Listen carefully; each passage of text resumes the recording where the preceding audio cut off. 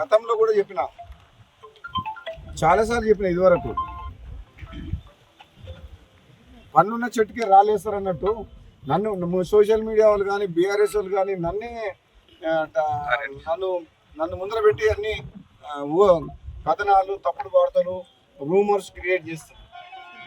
నిజంగా నేను ఏదన్నా పొలిటికల్గా నిర్ణయం తీసుకుంటే నేనే ప్రెస్ మీట్ పెట్టి మాట్లాడతా.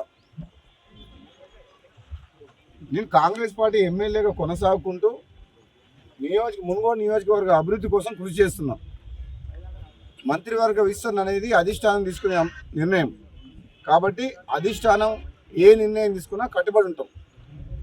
అప్పటి వరకు కాంగ్రెస్ పార్టీ ఎమ్మెల్యేగా ఒక క్రమశిక్షణ గల కార్యకర్తగా నియోజకవర్గ అభివృద్ధి పార్టీ కోసం పనిచేస్తుంది తప్పితే రాహుల్ గాంధీ గారి నాయకత్వంలో ఎటువంటి రూమర్స్ కూడా సోషల్ మీడియాలో నాకు కొందరు గిట్టని వ్యక్తులు కాంగ్రెస్ పార్టీ లోపల కావచ్చు, ఇతర పార్టీ వాళ్ళు కావచ్చు, కంటిన్యూస్గా సోషల్ మీడియాలో నా మీద దుష్ప్రచారం జరుగుతుంది. దయచేసి మళ్ళీ చెప్తున్న తెలంగాణ ప్రజలందరికీ కూడా ఇటువంటి వార్తల్ని నమ్మొద్దు. భవిష్యత్తులో ఏదన్నా రాజకీయ పరంగా ఏదైనా నిర్ణయం తీసుకుంటే నేనే ప్రెస్ మీట్ పెట్టి మాట్లాడతా. అప్పటి వరకు దయచేసి ఎటువంటి రూమర్స్ని, దుష్ప్రచారాన్ని నమ్మొద్దని చెప్పేసి కూడా నేను విజ్ఞప్తి చేస్తున్నాను. Thank you.